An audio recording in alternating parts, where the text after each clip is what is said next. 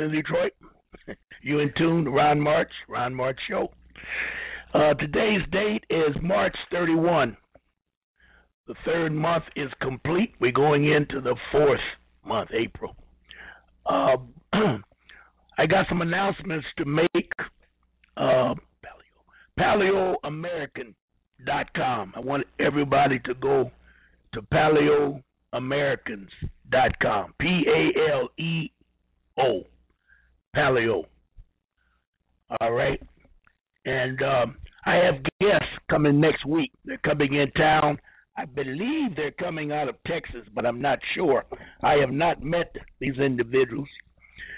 Nasir Ali is a brother that's doing research in the areas of the early Americans in America. Dig how I said that. The early Americans in America. I am intrigued by this because I've said it once, I said it twice, I said it several times.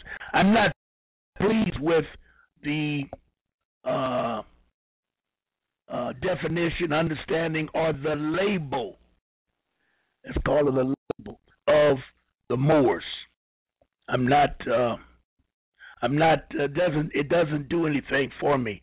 The more I study, the more I find that we're still missing the boat. I don't have a problem with you out there that want to be a Moor. It doesn't bother me. But I told you before, I don't stop because I think I found the answer.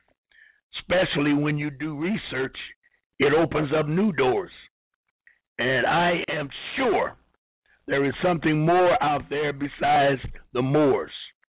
I've studied and found that the Moors were in certain areas of the world at one time. The Moors were in certain areas of the world. They were in northern West Africa. They were in the Mediterranean areas, just to name a couple areas off the top.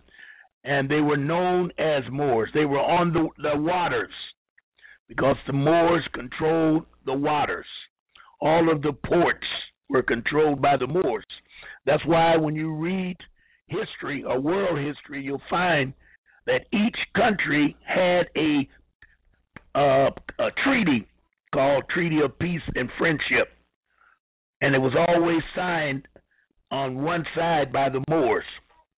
The other side would be whoever they were at. And they had to pay homage. They had to pay homage to the Moors. May they be good Moors, bad Moors, Berber Moors. Later, I want to say English Moors, but I'll just leave it at Berber Moors. And once the Moors went into Spain, certain things began to happen. History has told us, the European, as you know, with his historical revisionism, he has taken facts of history and fixed them to put himself involved in history. And some things he say is true, most things he say are not true. But there's a difference between a lie. He doesn't lie often. He just tells half-truths that will push an agenda forward. And he understood that his life was short-lived on this earth because he could not multiply. The Berbers or the Moors or the blacks or the new people tonight we're going to talk about are the copper people. And this brother that I'm bringing on next week, I'll have him on Tuesday at 7 and Wednesday at 6 next week. And we're going to talk about, I'm going to let him tell you about the Paleo-Moors, or better yet, the Paleo-Americans, known as, I knew everything that he said, but I'm interested in what he has to say about this thing. And another reason I'm interested is because of the timetable of the Paleo-Americans. The timetable is devastating.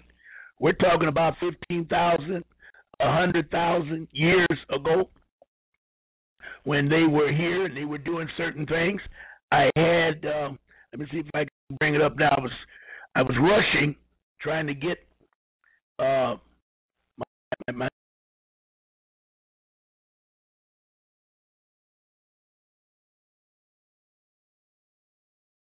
there's going to be a time lapse.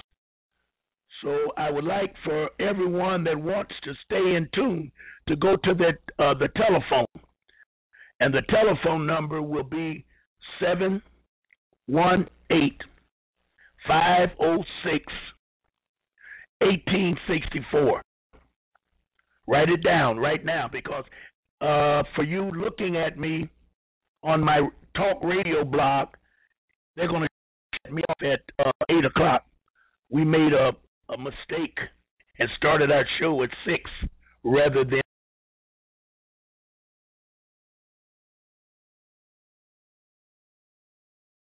So we're going to do that. So I'm going to remind you as we go along. But if you're listening on the telephones, you can stay in tune, and we can go ahead and do the complete 2 hours. Okay, now let's get back to these copper people. Or maybe let me read what I have on the, let me get it up here. Let me read what I have on the Moors. God, I keep saying Moors. On the Paleo-Americans. Okay? So, here we go. Americans.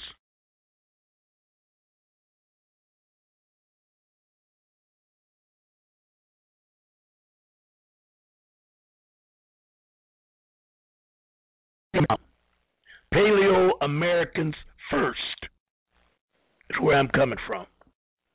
Now, they have a very rich history. The Supreme Court, listen carefully, the Supreme Court of the United States has held that human rights are not self-executing. That means if it's self-executing, the law itself is continuance in years to come. If they pass a law 40 years ago and nobody cares about it, they just leave it and it just stays there. If you don't know about it, you're in trouble. But human rights in America, although they say they respect human rights, is not self-executing. Therefore, you must push, advocate, petition, raise awareness and education, and educate one another as well as our public officials. We must demand the United States / United States of America / United States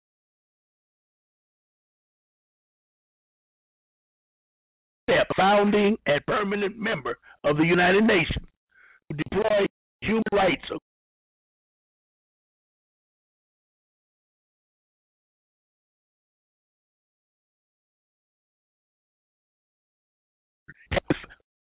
fielding human rights complaints from the people. The movement is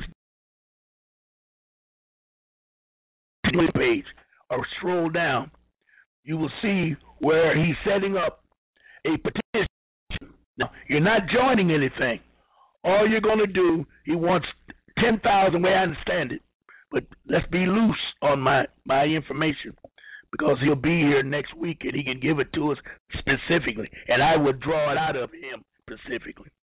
But he's going to tell us at the nature of this petition that he wants to send to Washington 1 million, 2 million signatures, that they want the United States government to set up a council, quote unquote, a board or a commission for human rights right in the United States, which covers the United Nations human rights on indigenous people.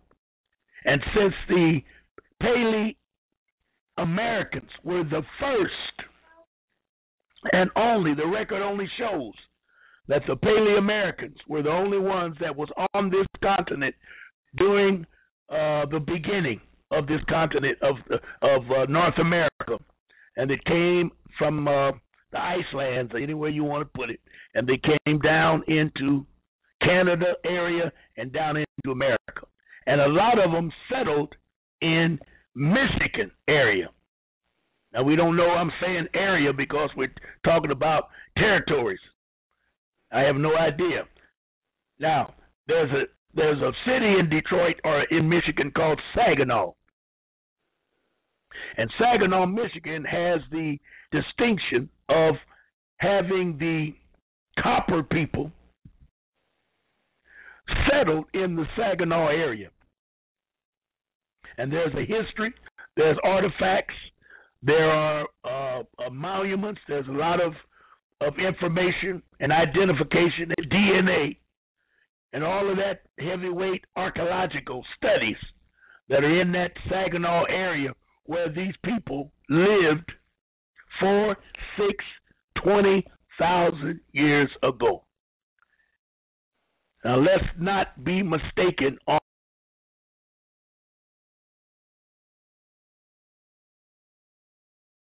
we have seen a copper, quote-unquote, Indian. The only ones on this continent that are copper is you and I. And we come in all types of, better yet, we come in all shades of copper. The European, knowing this information, they have infiltrated the history books with that historical revisionism and recognized the copper people, but then they made it look like since they are here in America, they were the copper people, which is a damn lie. Because you can stop any European today, tomorrow, or next week, or yesterday. And the longest he can tell you that Europeans, have been on this earth 6,000 years. The Bible locked that in. So every time they want to bring up the Bible, just ask them, well, how long were you here? So 6,000 years is a long way from 20, 30, 40, 100,000 years. Okay? Now, this brother, Nasser Ali, let me call him that, of the Paleo-Americans, first was a keynote speaker at this community service event hosted by Fort Bragg area alumni chapter of Delta. Oh, this cat's a bougie. I'm going to drop it on him. Y'all know I am. He's a boule, a Delta Sigma Theta sorority, Inc. Last year, the program was entitled Giving Voices to All Males. This year, the program is entitled Combating Racial Profiling. From book bags to briefcase, due to the local privacy policy of the school district geared to protect the children, only certain images of the program can be displayed. And I'm looking at this, and I ask you to go to the website. It's called Paleo-America.com. Paleo-Americans.com. And they got a donation because they need money to keep this program going. I'm going to wait until I hear the program before I push the program. What I've heard, I like what I've heard, but I have not met this brother. He's got some people working in the Detroit area to start the program to get these signatures.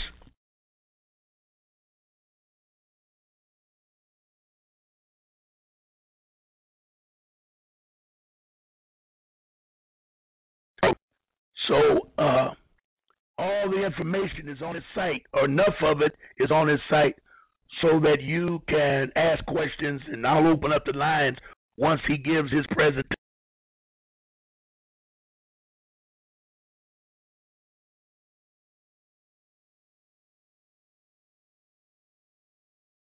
This is reuniting with a college friend who inferred Negroid-looking peoples were the first modern humans to refute this inference. The author traced through both modern and historical scientific writings concerning the history of modern humans in the Western Hemisphere. The inference was confirmed over and over and over again as scientifically accurate. In 2007, the author corrected his name to, here I go again, I can't pronounce his name, well, Nasir Ali, we'll go with that, to reflect a spiritual reconnection with the human family, and accordingly filled out the 210 census identifying his race as Paleo-American. Mr. Nasir Ali is the principal head of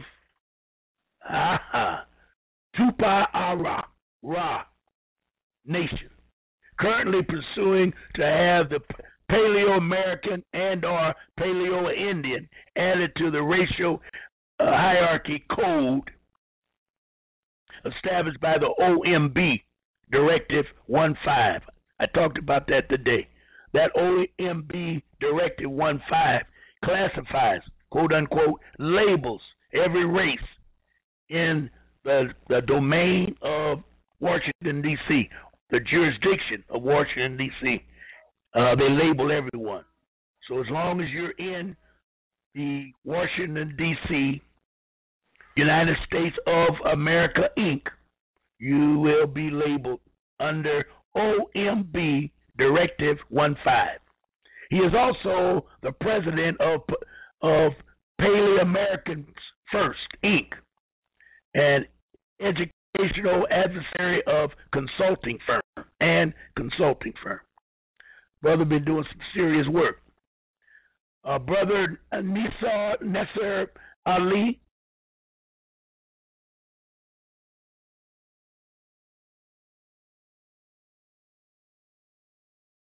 to complete his bachelor's in biology, and then through University of Phoenix to complete his MBA. So I just laying it on you what this brother's about. He's about the Paleo-Americans. Now, my knowledge of Paleo-Americans, after I was turned on to this gentleman, dealt with specifically, because it raises too many questions. Whoever heard such language? Copper people. But there is a place in Michigan. There's a county called the mining by native peoples in Michigan's Keweenaw Peninsula, from the first settlement of the area to the present day. The inhabitants of Michigan Keweenaw Peninsula and Iowa have utilized the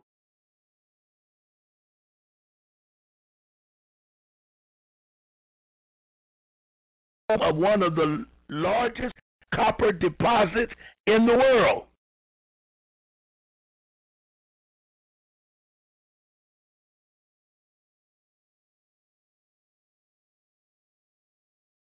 It 7,000 years ago, native people in the region first began digging and mining for copper, making tools out of metal and trading with crafts extensively throughout much of North America continent.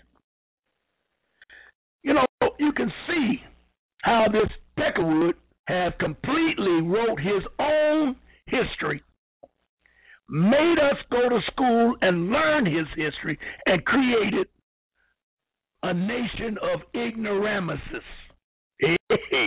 Ignoramuses, idiots, in other words. He made us Cretans. A Cretan, you need to look up that word Cretan. C-R-E-T-I-N, Cretan. the biggest idiot that ever came on earth. He was deformed. He had a lack of, sodium. They were like midgets. Remember I told you some of those old movies, they had those midgets coming out of the wilderness way up in the woods, swinging in trees with rocks, sticks, stones they fought with. You know? Woo! We looking right at it, can't figure out what is and what ain't. Cretans. Look up Cretans. That's the root word for Christians. And if you get a good definition, it will tell you that all Cretans must have a book to read or to know what to do. That it must be written down. If that ain't a Christian, what is it? Because if the Bible don't tell him, he don't know nothing. Lord, woo, help me, somebody. Okay, beginning nearly 7,000 years ago, Native Americans in the region first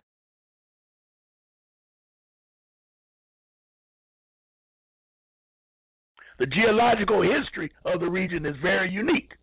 One of the results in one of the most remarkable metallurgical deposit environments in the world today.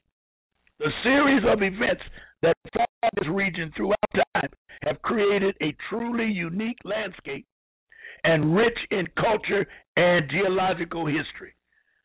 You know, and Michigan is crying about being broke. Woo! The Kiwi Peninsula, the northmost portion of Michigan, Upper Peninsula, is located in the southern portion of mid-continental rift system of North America. The mid-continental rift, MCR, extends almost 2,000 kilometers. It begins in Kansas and runs northeast through Lake Superior, then turns southeast through Michigan Lower Peninsula, ending near Detroit. Help me, somebody. And these fools up here, well, I guess they ain't fools. They filed bankruptcy on Detroit, and they got the largest copper deposits in the world in Michigan. And no one talks about it.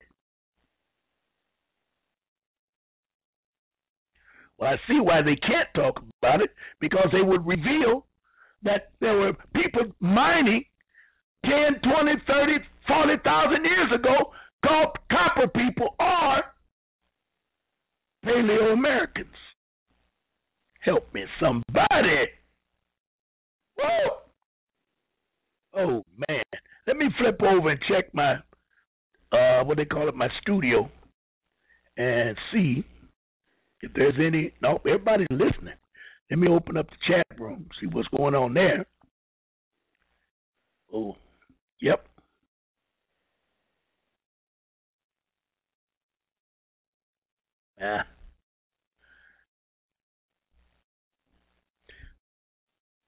Yep. All right. I'll get back. Yeah, I got to do it again. You know, when it comes to doing the right thing, I guess I'm the biggest fluke that ever fluked it. Yep. Don't worry, I got it. I didn't cut it off. All I got to do is start it up again, and I'll be there in a second. And we are hot, I think. Yep. I don't know why the whole board didn't light up, but I ain't gonna worry about it. I know it's here. So when we get to a break, I'll have my engineer fix it. Episode info. Oh. Leave it to me to try and do something fancy, and then fool around and blow the whole package. All right, let's get back. We can get back. Now, I found this information on the copper mining in Michigan.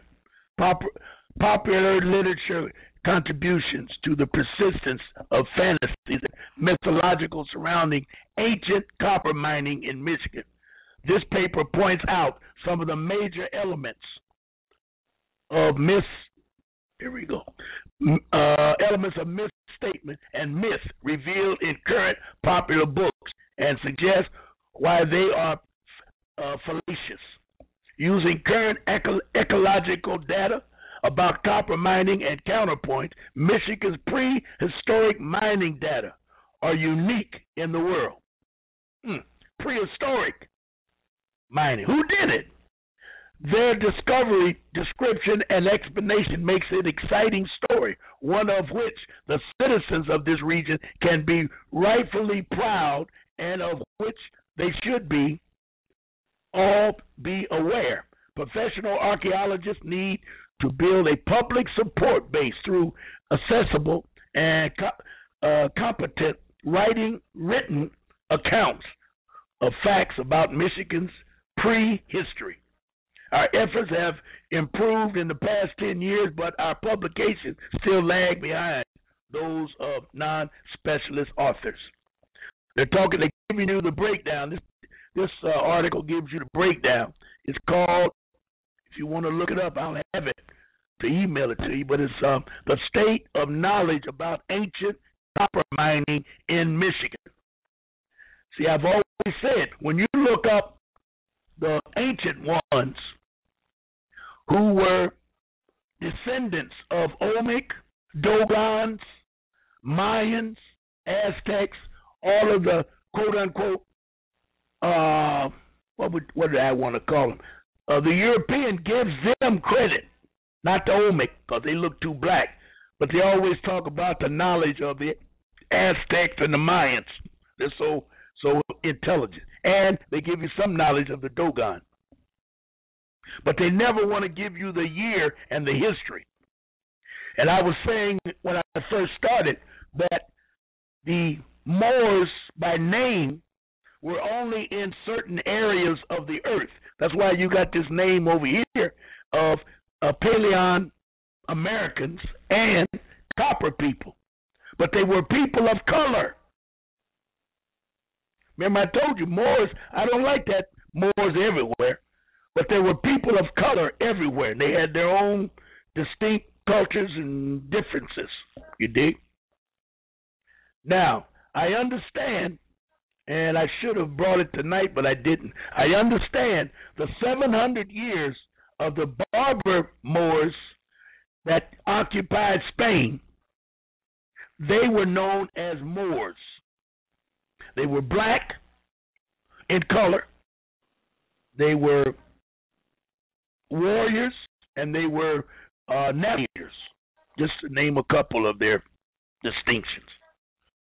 However, when the Spanish and the Christians got together and ran those Moors out, they found that they had Spanish inhabitants that had mixed with the Moors. Now we go into the mulatto package. Now the problem with a mulatto is you can never determine what color the babies will be. I ain't no professor in this mess. I'm just throwing it out there. Y'all can deal with it any way you want. So what they did, and this was in the books in history, since the Moors had left, and they hated the Moors because the Moors were Muslim and the Spanish were Christians. But there were black people, dark people still there that were born to the Spanish. So they had to differentiate them from the Spaniards and the Moors. So they called them blackamoors. Look that word up. You can find it in some dictionary. I know you can find it on the internet. It's called blackamoors. B-L-A-C-K-Moor, M-O-O-R. Blackamoor. And that let them know that the dark-skinned ones were Christians, but they looked like the Moors. See, this religion thing has been going on for a long time. And it was important that Christianity got a toehold because that was the only way for the European to conquer the earth. They had to establish, and if you go back, I don't want to get into it. Yeah, we're getting close to Easter, so why not talk about it? If you go back and study Constantine, the Council of Nicene, and then there was Aramis, who was a black priest, who was a part of the setting up of this thing called a Bible. They knew in order for them to conquer the earth, they had to create a deity that they could lay on the table. All Muslims and all Islamic teaching, your creator is within. And no one is between you and your creator but heaven itself. They had to figure out how they could open up heaven and stick that peckerwood in there to give you an image of him, European, but at the same time tell you he's dead, so you ain't got to look for him, but his children and offsprings are still here. Oh, it was a hell of an idea because it's working. Don't look at me. I didn't do it. And that's what started changing the earth. So as they went into Spain to run out the Moors, that's all I was saying. The Christians had to differentiate the blackness so they would know that the blackies that were left in Spain were offsprings and Christians of the Spaniards. I spent 3 years in Hawaii, and when you go to Hawaii, if you've ever been there, all of your Asian nations are there. I can't call them off now. It's been so long. But I know the Samoan, the Filipino, the Okinawan, the Japanese, the Chinese, the Hawaiian. I know I left out some. But every one of them, there are natives of those nationalities. But when the European went into Hawaii and went into World War II and mixed, they have a way of knowing, because I know they call Europeans hollies. When I was in Hawaii, they call them hollies. Well, when the holly had a sex and an offspring, or let's just call it miscegenation, they had a name for that baby because they could identify it not being a Hawaiian because it had holly blood. And that's all over the earth. Y'all don't know about this. Y'all just so dumb. And they just tell you light skin, all blackies are the same. And then you got light skin, dark skin, green skin, blackies, and they blackies. And then now we're getting used to the mulatto who's out there. And now we're beginning to think and getting into the world discussion as to which side is the mulatto on. You know, was his daddy white or his mama's white? Then you go back to the biblical package of them two sons. Or, better yet, let's go to the Garden of... Oh, do I want to do this? Go to the Garden of Eden. Cain and Abel. Now you got a problem because Cain and Abel did not have the same mother and father. And I'm going to leave it right there. I don't want to start arguing with y'all. But Cain and Abel did not have the same mama and papa. And that's why they fought each other. All right? Now, with that being said, we're back to 20,000 years ago, 100,000 years ago. And we're coming forward. And Michigan, with the copper people, are admitting that there was a huge prehistoric history of Michigan that I didn't even know about. I knew about the copper people, but what I'm talking about tonight, and then adding the Paleo-Americans. Notice how this whole thing now is beginning to open up to a new world. Whole new world. And I don't have the answers, so don't be trying to challenge me to see what's up, because I don't have the answers. But I do know that we got a situation, and I'm trying to open up my board again. I keep coming back to this thing. I don't know why it acts like this, and I keep tapping stuff, and I shouldn't do that. But anyway, I'll wait till I get to my first break, and then I'll have my dashboard. Let me see what I got. Maybe I can do it this way.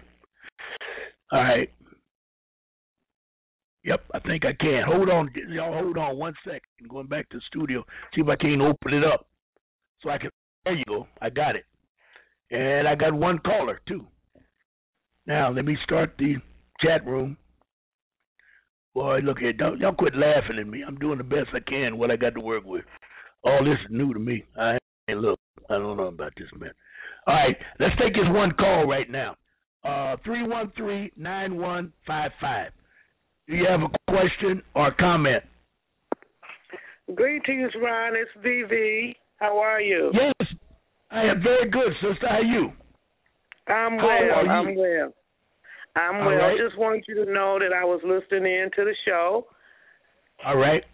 And, now, I want you to be sure and listen next month. Well, listen as much as you can. But next Tuesday and Wednesday, I'm going to have a guest on that's going to talk more about this Paleo-American that was here 20, 30, 40,000 years ago. And he has historical backup to deal with it. And they were not Moors by name. They were Paleo-Indians and or Paleo-Americans. Okay? Mm-hmm. Now, from that, I studied about the copper people. I knew about the copper people. I think I mentioned it to you before. Did you know about the copper people? Now, they have a history, but now that I'm hooking it up, I'm looking at this history from the copper people that's dynamic in that they have 15, 20, 30, 40, 50,000 years ago in Michigan mining copper. And Michigan has the largest copper deposit in the world. So this is the copper people, we the copper people. Yes, we are. Yes, we are. The copper people. Yes. We started everything. I understand. But once you find it in Paleo too. Yes. So I want you to call in next week and listen to this, brother. I heard him a little bit on his website, on his video, but there's some questions that I need to ask. And he's coming to Detroit because he wants to raise 10,000 signatures to go on a petition to go to Washington so that they will recognize human rights in the United States, which is, to me, at this point, is a good move. Because of United Nations, we have to go around the United States and get to United Nations. And the United States don't recognize human rights. As they say they do, they definitely don't. So we need to make that clear. And I read where we need to make it clear through demonstrations, advocate it any way we possibly can to get it out that the United States' human rights is worse than some of the third world countries. We need to talk about that, especially the way they're killing our young black youth, males, and like it's a hit squad killing black males. Would you agree with that? Can you first explain to me what's a black male? I knew you were going to try to catch me. Let's talk about... All right, I can deal with you. Because I call them black males because everybody can immediately reflect to that. I should call them like I said, I don't like Moors, but I could have easily said Moors. But I don't really know what to call them. They're my brothers and my youth. Well, what would you call them? You could say the so-called black male. They really melanated. All right. They melanated. They got melanin in them. Yes, I stand corrected. You ain't gonna get no argument from me. I stand corrected. All right, keep listening. All right, I appreciate you. You came on early today. I thought you said you was coming on at 7. The engineer, listen to me. The engineer set the show up from 6 to 8. He said he thought it was Wednesday. I fired him. He's out there in the street looking for a job. But you could only get you 2 hours, so I cut him loose. I said, I'm not tolerating this madness. So okay, now, I was just wondering because when I had, signed in on the computer and it said hour and something remaining, I'm like, wait a minute, it's just not 7 o'clock. Yes, I know, but I want you to stay on the line. Yep, stay on the line because I think I can steal an hour if we stay on the line. Okay, or go to my website. Okay. All right, sister. Appreciate. I appreciate. All right, peace and love. Why do? All right. Now, chat room's open, but nobody's rattling at this point. So let's get back because this is leaping to me. So where am I at? There you go.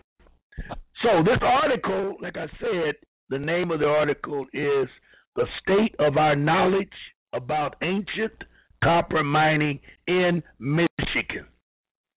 It was written by Susan R. Martin, Martin. She's a Michigan archaeologist. And she wrote this article in 1995. Unbelievable. And I didn't read it. Didn't know anything about it. And as I looked down, they put people's energies into false hopes and splendor. It's a pretty in-depth article, a pretty big article also. There's a huge myth about they had to put a lot of mistakes and a myth in this copper industry so that we were not aware. And I haven't heard, I'm saying it again, I haven't heard anyone, I've been in Michigan since 1958, and I've never heard anyone talk about Michigan being the largest copper, have the largest copper deposit on earth. Heard of it. And they're mining it today. Yep. Tuning now to the question of who the copper cultural people were.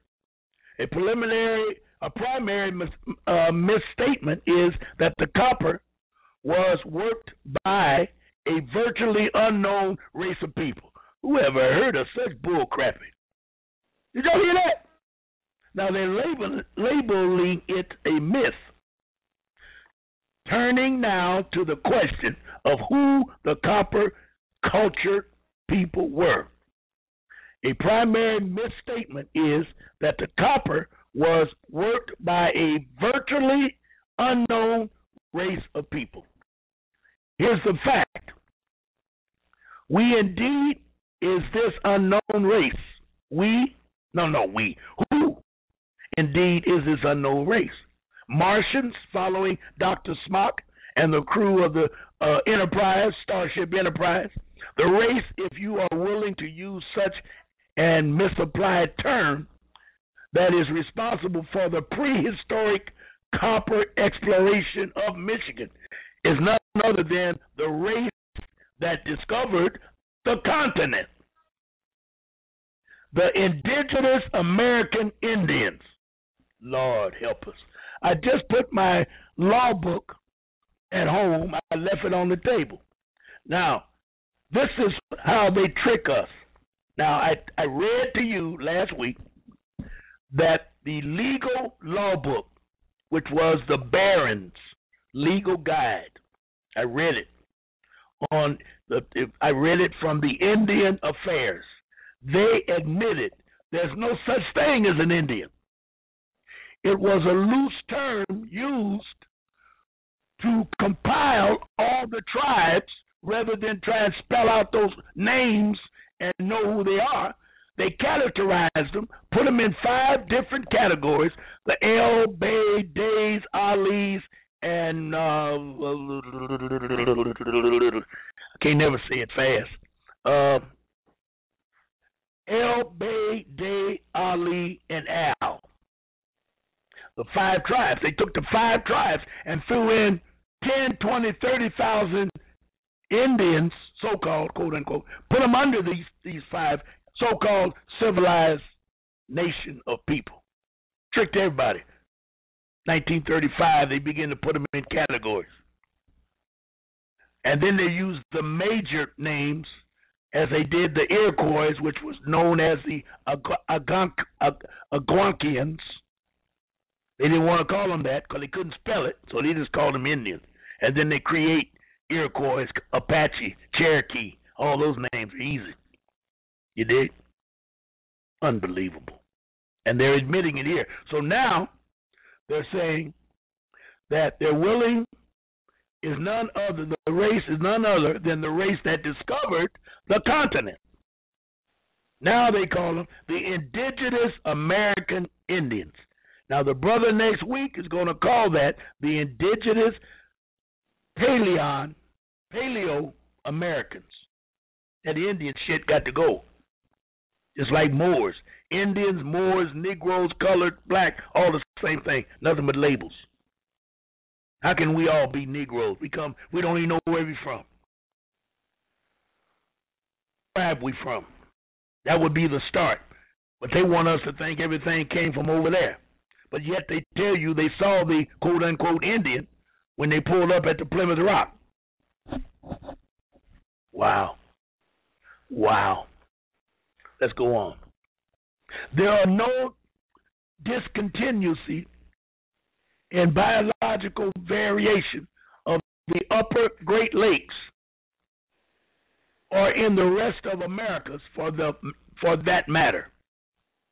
Discontinuance.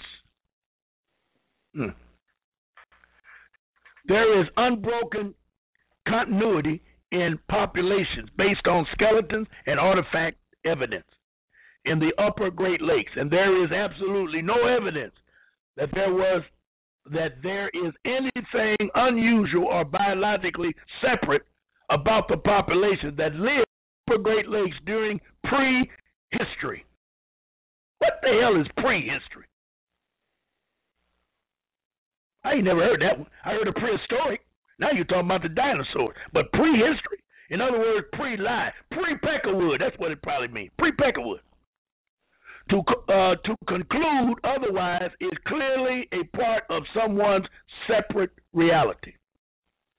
The trouble with the mystifying statement is that it also suggests that there is some scientific base for drawing discrete racial boundaries based on archaeological information. This conclusion is absolutely false. That was a paragraph that really was useless.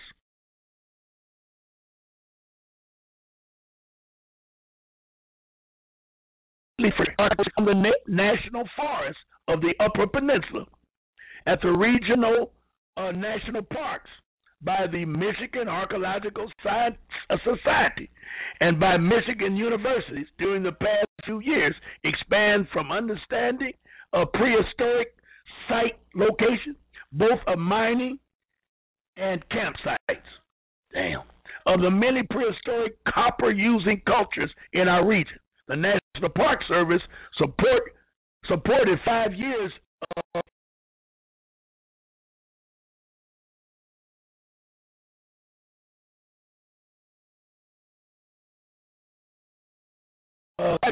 research on Isle Royale from 85 to 1990, 1985, 1990. Expanded the site location database, tested many sites, and monitored conditions at others.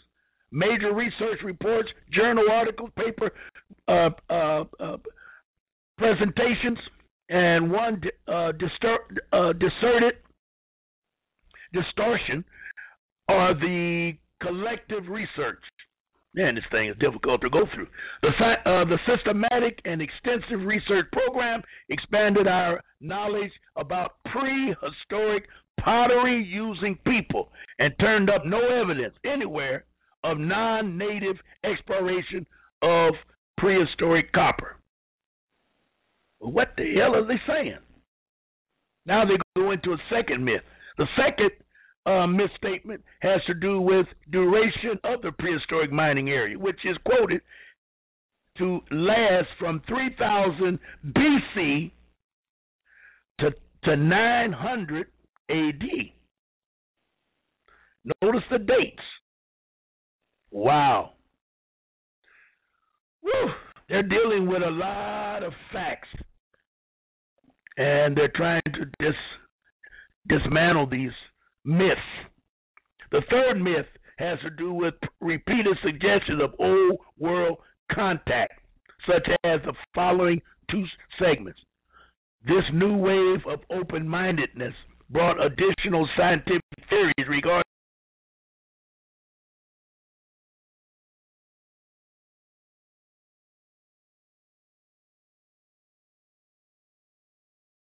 Wu led his march in the year 700 BC. He petrographs and writings to indicate his visit with the trading mission for a well-established copper trade that was known to have existed in the Lake Superior region some 1,000 years before his visit. Eventually, the Kiwi copper industry was well established when the king paid North America a visit. It appears entirely flotilla of Norse, Baltic, and Celtic ships crossed the Atlantic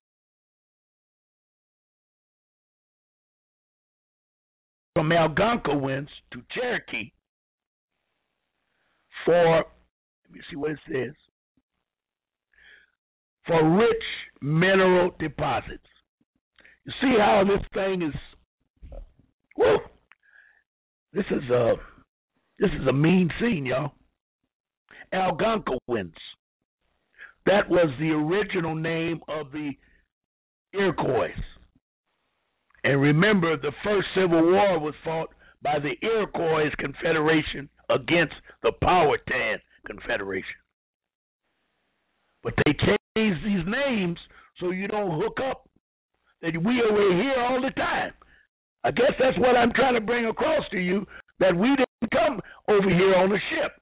85% of us were already here. Thousands, 10,000, 100,000s of us were already here. Ugh. Wow. This is some heavy stuff. Let me flip back and see if there's anything going on over here. I think we just really, everybody's listening. We got a couple of guests that logged in, probably thinking we started at 7 instead of 6. But we're getting close to the first hour, and if you have any questions, you need to, while we go on break, I would like for you to go to Paleo-Indian.com. Paleo, Paleo-Indian.com. Okay? Because we're talking about this mid-continent rift. This is where this deposit of copper is on this, they call it the MCR, Mid-Continental Rift, R-I-F-T. And they say the rift, the MCR began in formation nearly, 1,100 million years ago, when a rising mantle plume came into contact with a pre-Cambrian superior province, a continent forming the core of the Canadian shale at the heart of North American continent. They're just talking about how this thing got set up. And from this MCR, they know how big it is. They know where it comes from. It goes all the way down into Kansas, and it comes across the lower upper Detroit, going back up through Canada. And it was mining that went on up there. The copper, native copper, typically found host in bauxic flow tops, makes up over 99% of all minerals mined in Kewanna County, which is the largest accumulation of native copper on Earth. Wow. Much of the copper found here is either in the form of cavity filling on lava flow surfaces, which is found as consistent as or the float copper. Oh, this thing is deep, y'all. Well, I'm trying to give the brother next week a heads up because he's going to go beyond the copper people and deal with the Paleo-Americans. Now, for most of your information, I don't know how many of you have ever done a DNA, that ancestral DNA test when you're looking for your ancestors and all of that. I've been told that all of the companies today are better yet. Yep. When this goes off, we're going to come back, and what we'll do in 90 seconds, we'll only deal with the telephone. So if you stay online, you can hear the rest of the show, or you can go to my website. We're back in the saddle again. Yep. And I just want to reiterate that we have next Tuesday and Wednesday. We're going to have a guest. I'll mention it again tomorrow and Saturday, that he will take us on a trip into this ancient inhabitants of North America.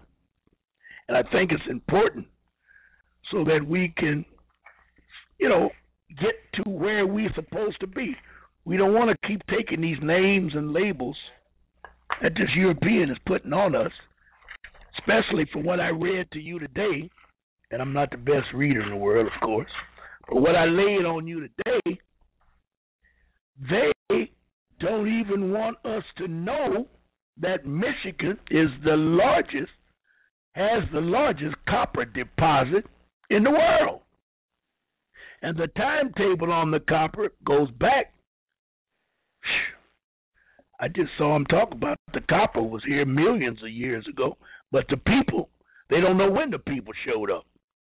And now I have this article that's dealing with these myths, but it's strange. I hate to read these myths because all they're doing with the myth is not making fun of it, but they're trying to create doubt that we're really talking about Europeans. It's like, for example, I'm looking at one myth. The language used portrays a misunderstanding of geological and geology processes. For example, the Ontonagon builder. What? The Ontonagon boulder, that's up there, is referred to as that freak mass of pure copper. Later on, another trumped up mystery is presented, even hidden copper veins that did not directly surface as material outcropping were previously trapped by those people from the past. Well, they know it wasn't them. That's the bottom line. One can put speculation as to this early race, the method of how the ore was detected. Okay? Now, the fact is, and I want to get to this part where I saw, the European. Native copper deposit came in many forms, from filling linear fossils to making different deposits, to each is unusual. They gave 3 different deposits. Or each is useful, but requires different extractions and treatment routine to make it so. Mass copper is not unusual at all. Solder herself documents, I don't know who solder is, Sodders. I'll look that up before next week. Solder herself documents many other mass occurrences, as do other early chronological persons that write history. It's also well known that geological copper appears in systematic patterns with indicators, rocks, and typical landforms nearby. There is no cause to prescribe inscrutability to this fact of geology. Here's a sentence. It's quite possible that native cultures were better in finding copper than Europeans were, seeing as how the indigenous people had been adapting to their own home region for 6,000 years or more. That tells you right there. Indigenous people were here way before, and it definitely was not Europeans. So, I'm going to let this go. I got the call today, and they talk about they wanted to do it. The local individual, Betty Taylor, who's working with them, called me and said that they will be in town next week, Tuesday and Wednesday. So we're going to do the show, and I'm going to lay it out. So if you have any questions, you can email me that you may want me to ask this individual. I'll talk about it briefly tomorrow and Saturday, but I'm not going into it much anymore because we got other things we have to deal with, and I'm going to start on that now if I don't have any questions on the Paleo-Indian.com or the copper people, and I don't see any calls on that. So let's switch briefly. We got some time left. Let's switch to my website. I got a very good webmaster who's dealing with my website, and he said clearly in the upper box, you type in ronmarch.com. Don't Google it. Don't Yahoo it. Just go up to the top and put in ronmarch.com. And it'll take you right straight to Welcome to the Ron March Show. Now, that's the home page. And the home page has a lot of information on it. And I think the brother did a very good job. If anyone is interested in having a website built, if you email me, I will give you his name and address so you can get your stuff started. But from the home page, if you're there, let's go to Bulletin Board Events. Now, the Bulletin Board Events, we're dealing with acquiring your birth certificate. I did a show on that in February, I think, February the 7th. I did a show on that. And when there is live stuff coming up, which I'll put in there next Tuesday and Wednesday, I'll have him put into the events that we will have him, this gentleman, on the show. And any other. I got Sister Yaffer, and I have Dr. Yaffer, and I have Jonah Bay. I'm lining them up, so we'll have guests that I'll bring in on Tuesday or Wednesday. I'm not sure, but the program will be the same, but we'll have live guests. So next week we're going to start with this brother Nasser Ali, and I know he's going to give me the real name. I just can't get to it right now.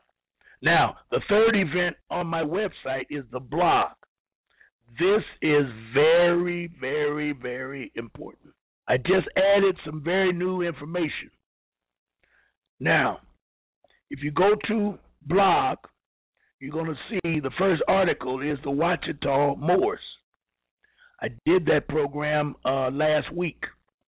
And if you go down the program, not only does it give you complete information about the Ouachita Moors, notice the title, Ouachita Moors, it also gives you websites that you can go to that will confirm what you are looking at or reading. For example, in the I have to count down 1, 2, 3, 4, 5. Just quickly, 6. In the 6th paragraph, which is very important, I did that research. They talk about Grand Canyon. They talk about raw expeditions. And when you look those up, they will show you that we have artifacts. I've said it all the time. In the Grand Canyon, we have artifacts all over United States. I still try to get more information on that damn Mount Rushmore. I was told, I haven't found it yet, that the heads that was on Mount Rushmore were black heads. And rather than shoot them down like they did the Sphinx over in Africa, they spent money to put those presidents up and turn the heads into, make them look European.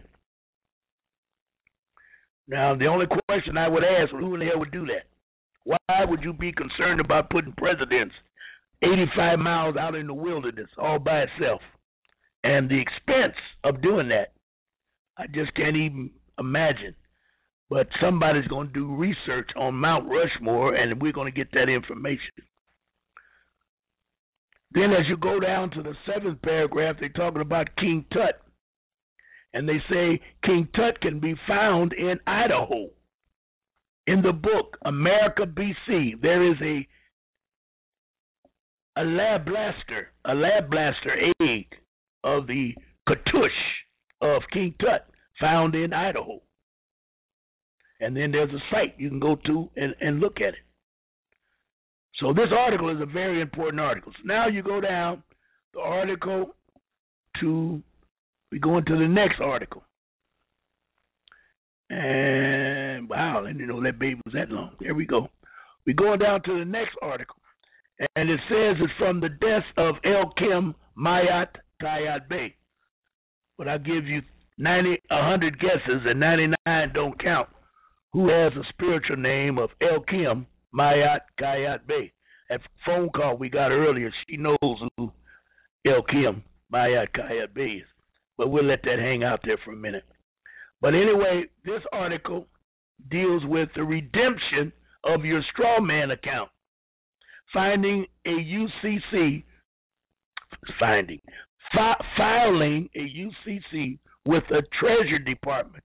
Is there treasure bond in my name?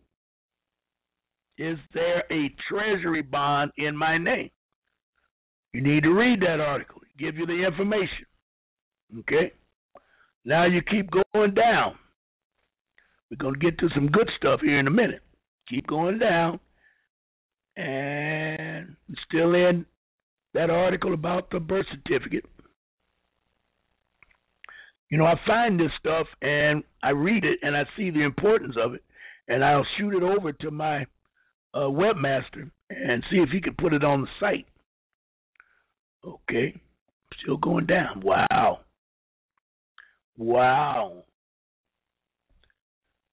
Okay, redemption process. Help me, somebody. This bad boy is damn near 15 pages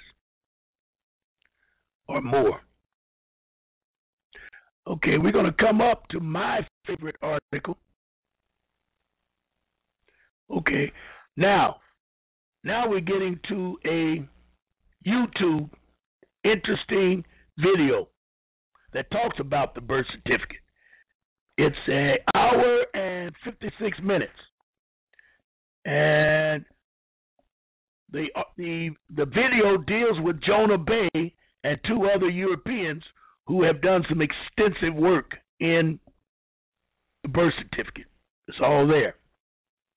Next, we're going to this. I'm going to take this article off next week, but it was interesting to know that the Wall Street Journal, replying to the racist song that was in Oklahoma University by the Fraternal Order, made a comment that when whites were lynching black folks, their progress was much better. And they had nerve to put it in the paper, in the Wall Street Journal. Well, we don't buy Wall Street anyway. But history shows that faster black progress was occurring at a time when whites were still lynching blacks, not merely singing about it. Boy, how racist can you be? Well, I thought it would be interesting for you to know that. Okay. Now we get to the rudimentary of birth certificates. Who owns you? This came from the desk of Ron March, but we want to give thanks to Jonah Bay for sharing this process. And it's a step-by-step process. So I'm telling you this so you will go to my website before you call me. Go to the website and see if your answer is not on the site, especially when it comes to birth certificates. And it got step-by-step, the entire process, what you do, what you look for. Once you get it, you will get back a properly authenticated certificate of live birth from the United States Department of State. And it will say in so many words, I certify that the document hereunto annexed is under seal of the state, which would be state of Michigan, Oklahoma, whatever it may be, and that such seal are entitled to full faith and credit. And you know about full faith and credit, which is Article 4, Section 1 of the United States Constitution. Under that, you're dealing with the affidavit of ownership. You can now go to the register and attach an affidavit, something like this, to the duly authenticated certificate of live birth. One guy read this and had nerve to call me and say he wanted to put some more information in there. I said, well, why in the hell did you call me? What is there is what should be there. If you're going to do your own shit, why you call me? Unbelievable. I get calls like that every day. I have to, hey, wake up. Everybody got to take on their own responsibility. All right? So it goes on to say how you correct your status, your birth, the delivery, the livery, the deed, all of this, counter deed, the title, authentication, all of this information, ladies and gentlemen, is in there. And then at the end, it talks about the notice. Communication was sent by Green Crystal, and it tells you what it's all about and the laws that back up nationality and international recognition of human rights.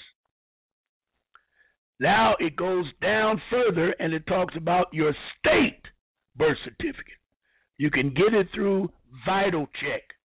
It's got the address right there, vitalcheck.com/birth certificate.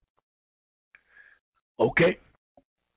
And then last but not least, welcome to my blog area. This is an area where I will be sharing information with you. Okay? Now, that's all on the blog. Now, we go back to the top, and we're going from blog to videos. Videos will let you look and pull up old videos, 11, 19, 14. Got badges and priests and pastors. Got a lot of information. Then when you go back up, I think you can tap archives. Let me see if I can tap archive. We'll get more videos besides the two, but we'll get more videos that you can look at. All right. Now how to contact Ron March. All right. All of that information is there. You can go to my P.O. box, or you can give me a call, or you can do the email, or you must be logged in to post a comment. You can do a comment about my page. I would love to have that. Okay. Then you got what about Ron March? It tells you about myself, which is not all that interesting, but I got a little hookup that I deal with. All right. And donations. Let's not forget donations. Freedom's not free. You dig? Not everyone can or will donate. and that's fine, because each year just enough people support the Ron March Show with a small donation. If you feel it's your turn, please make a small donation or whatever you can keep to keep me on the air, so we can get some better equipment. This year, please consider making a donation. Thanking you in advance, Ron March. All right? Now you can watch me live when I'm on the air. You can flip over here, watch your live feed. All right? Then you can go to Blog Talk Radio and pull me up on Blog Talk. There are some more archives of videos over there, but they're audio videos. And we got books that I suggest that you might want to read, especially when I did my piece on Lincoln. And then there's Secrets, Leadership Secrets by Genghis Khan. There's Power, How to Get It and Use It. The Forgotten Cause of the Civil War, Abraham Lincoln Extortion. Several books that you can get at Amazon, on Amazon. Now, here's a new addition.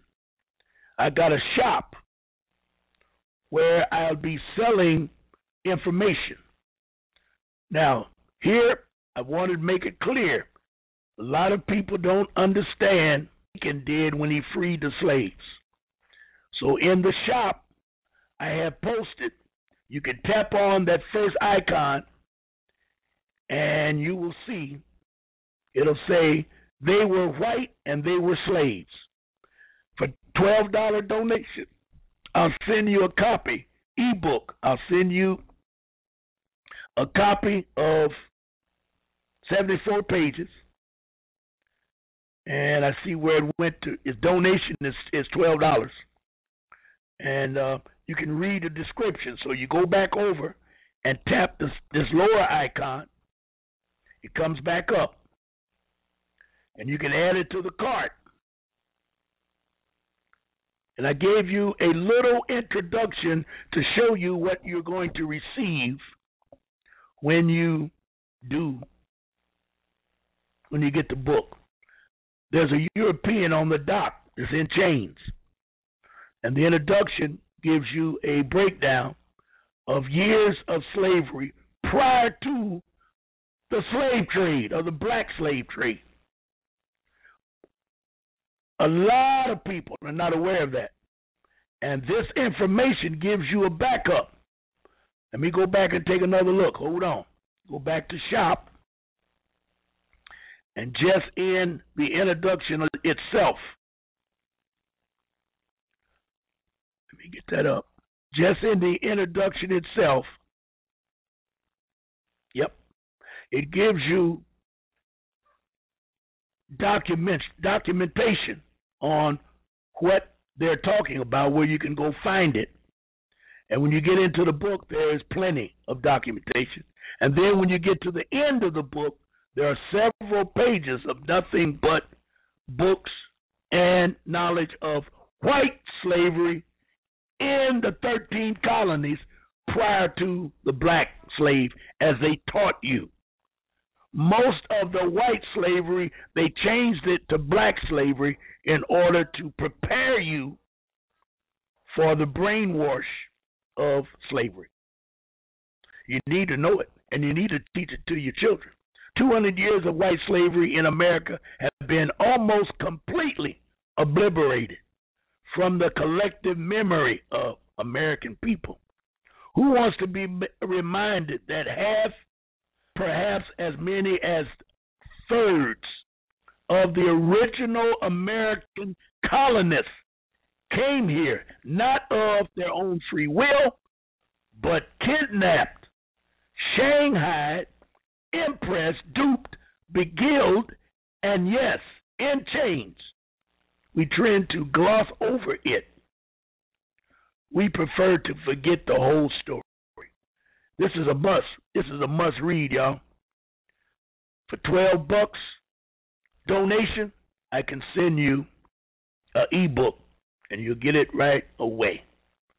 So give it some thought, and you can put it in your catch-up, in your library, especially let your children read it.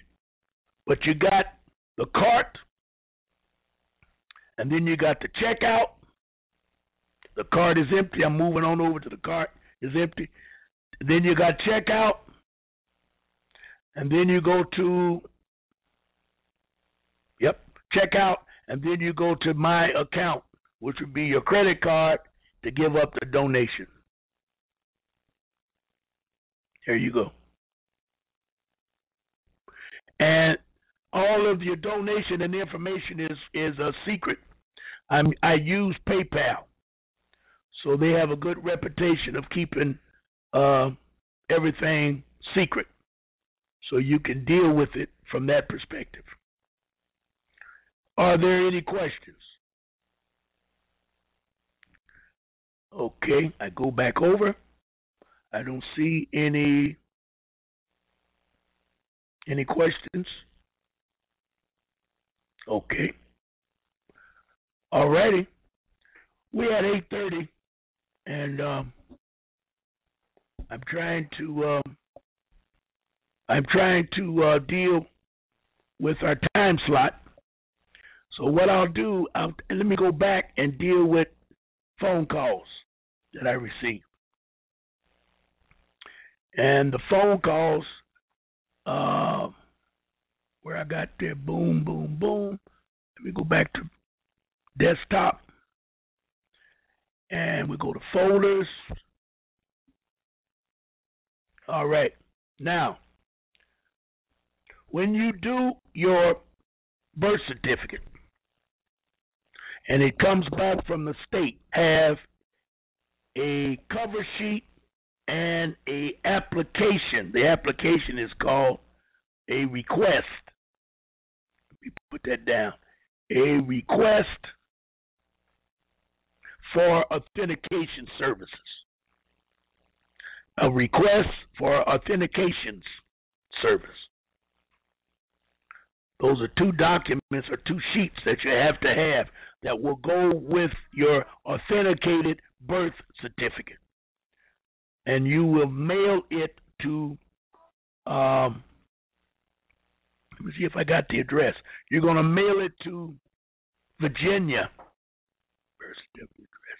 You're going to mail it to Sterling, Virginia. I have the address right here. It's going to United States Department of State.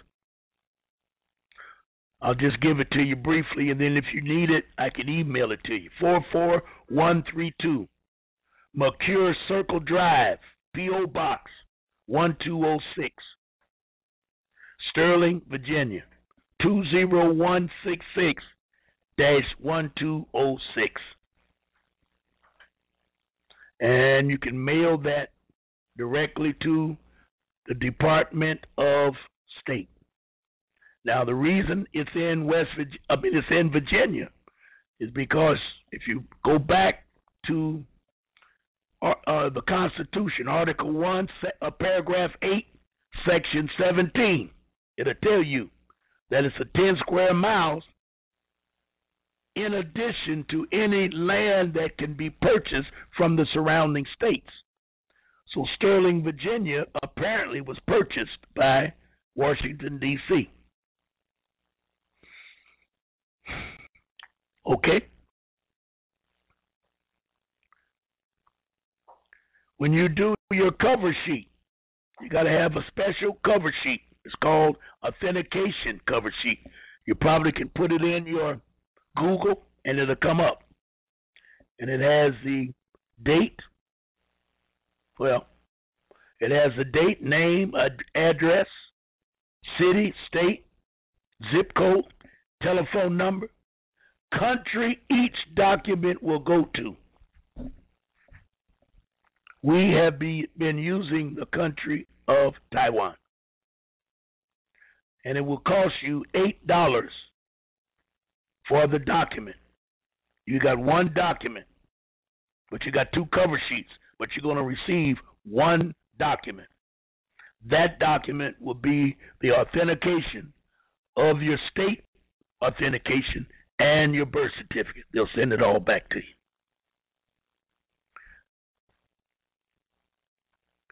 Is there any questions? I'm just throwing that at you while we are winding down. Is there any questions?